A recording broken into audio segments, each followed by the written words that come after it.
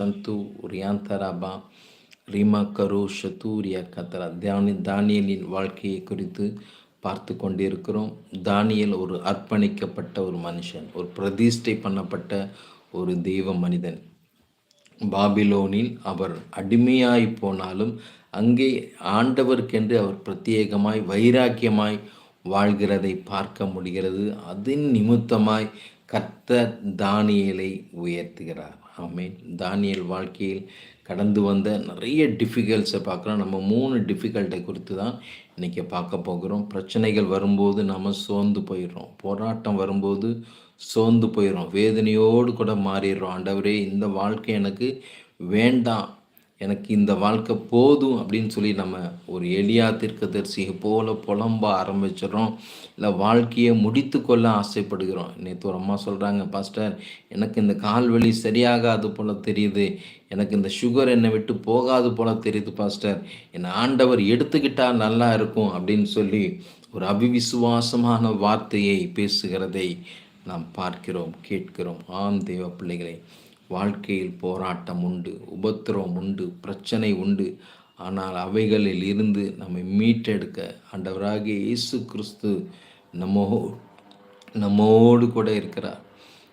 நம்மை அழைத்த தேவன், நம்மை உருவாக்கின தேவன், நம்மை வேறு பிரித்த தேவன் நம்மை விட்டு அவர் விலகுவதில்லை, நம்மை கைவிடுவதில்லை. நம்புகிறவங்க ஒரு ஆமீன் சொல்லுங்கள், ஒரு ஆமீன் டைப் பண்ணுங்கள்.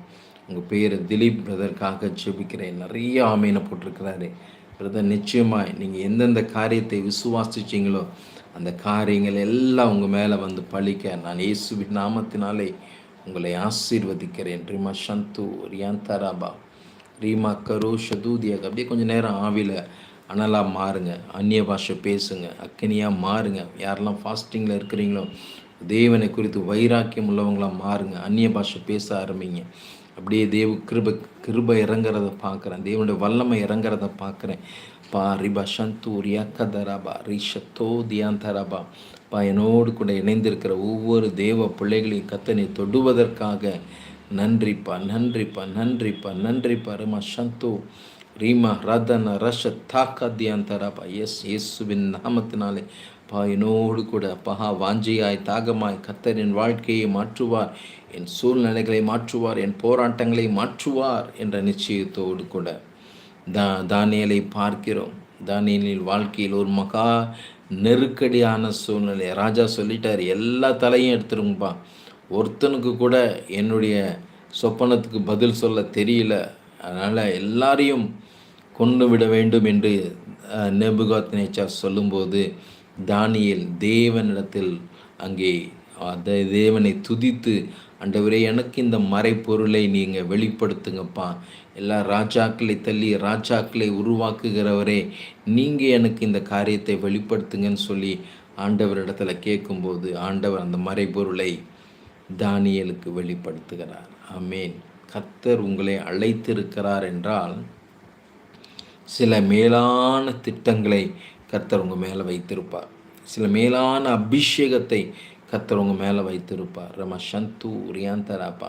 அப்படி அபிஷேகம் பண்ணப்பட்ட பிள்ளைகளாய் நாங்கள் இருக்கணும்ப்பா. ஏதோ கடமைக்காக எங்கள் வாழ்க்கை இருக்கக்கூடாது, ஏதோ நாங்களும் கிறிஸ்தவர்கள் என்று இல்லாதபடிக்கு எங்களை அழைத்த தேவன் அவர் உண்மையுள்ள, அவர் இன்றும் ஜீவிக்கிறார் என்பதை நாங்கள் வைராக்கியமாய் வெளிப்படுத்துகிற பிள்ளைகளாய் இருக்க வேண்டும். அப்படிப்பட்ட ஒரு தானியேலின் அபிஷேகம், தானியேலின் வைராக்கியம், ஒரு டெடிகேஷன் பண்ணப்பட்ட ஒரு வாழ்க்கை இருக்குமே. ஆனால் லிமா சந்தோ ரியாந்தராபா தானியேலுக்கு மறைபொருளை வெளிப்படுத்தின தேவன் இன்றும் அவர் ஜீவிக்கிறவராக இருக்கிறார். உங்களோடு கூட அவர் பேசிக்கொண்டு இருக்கிற தேவனாக இருக்கிறார். நீங்கள் ஒருவேளை சிறையிருப்பின் காலத்தில் வாழ்ந்து கொண்டு இருக்கலாம், சிறையிருப்பின் நாட்களில் நீங்கள் வாழ்ந்து கொண்டு இருக்கலாம், கண்ணீரின் நாட்களில் நீங்கள் வாழ்ந்து கொண்டு இருக்கலாம். ஆனாலும் தேவன் மேல் நீங்கள் வைத்த அன்பு ரிமா சந்து ரியாந்தராப்பா. அருமையான ஃபாதர் ஒரு பாட்டு பாடுறாரு, அன்பு கூறுவே இன்னும் அதிகமாக ஆராதிப்பே.